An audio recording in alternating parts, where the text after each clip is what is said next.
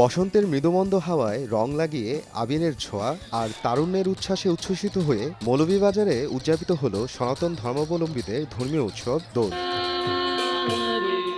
ভোরে উৎসব প্রাঙ্গণে শ্রী শ্রী রাধা গোবিন্দের পূজা অর্চনা করা হয়। তারপর ঢোল, কাঁসা আর বাদ্যযন্ত্রের তালে তাল মিলিয়ে নগর পরিভ্রমণ করেন তরুণ তরুণীরা। সেই সাথে চলে ধর্মীয় কীর্তন। শ্রীমঙ্গলের সবুজবাগের তারুণ্যে গড়া সবুজবাগ সংগঠনের আয়োজনে শুক্রবার দিনব্যাপী এ উৎসব পালন করা হয়। এই উৎসবটা আয়োজন করে থাকে মূলত আমাদের মধ্যে এই যে একটা মেলবন্ধন, একটা ভেদাভেদ থাকে সকলের মধ্যে, সেই ভেদাভেদরে ভুলে আমরা একত্রিত হয়ে এই উৎসবটা আমরা সকলে পালিত করি। আমি আজ ষষ্ঠ বছর ধরে, প্রথম বছর ধরে এখানে আজ পর্যন্ত যে পূজা উদযাপন পরিষদের যে আয়োজনে তারা সবুজবাগ পূজা উদযাপন পরিষদের দোল পূর্ণিমা উৎসব পালিত হয়।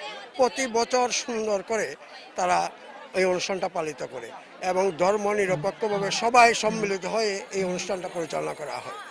নেচে গেয়ে হাড়ি ভাঙার মাধ্যমে মূল উৎসব শুরু হয়। ঢাক, ঢোল, কাঁসার শব্দে প্রকম্পিত হয়ে ওঠে উৎসব প্রাঙ্গণ। হাসি, আনন্দ, উল্লাসে মাতোয়ারা হয়ে ওঠেন উপস্থিত সবাই। পরে প্রসাদ বিতরণ ও সাংস্কৃতিক অনুষ্ঠানের মাধ্যমে শেষ হয় এবারের আয়োজন। রাধা কৃষ্ণের যে দোল উৎসব খেলা, এইটার মাধ্যমে শুরু হয়েছিল অনেক বছর, অনেক যুগ আগে থেকে, এবং সেটারই ধারা বজায় রাখতে আমরা প্রতি বছর দোল উৎসব পালন করে থাকি। প্রতি বছরই এখানে দোল উৎসব হয়।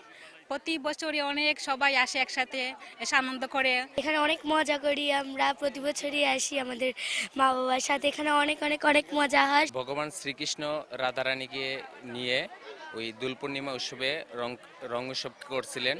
সেজন্য আমাদের প্রতি বছর রং উৎসব পালন করা হয় এবং আমাদের ফ্যামিলি সবাইকে নিয়ে আসি। আমার খুবই ভালো লাগতেছে, বিবাহিত জীবনের এই প্রথমবার দোল খেলা আমাদের হাজব্যান্ড ওয়াইফের, তো আমি খুব এনজয় করতেছি।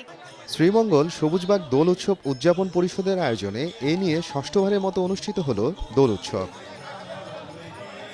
সময় সংবাদ, মৌলভীবাজার।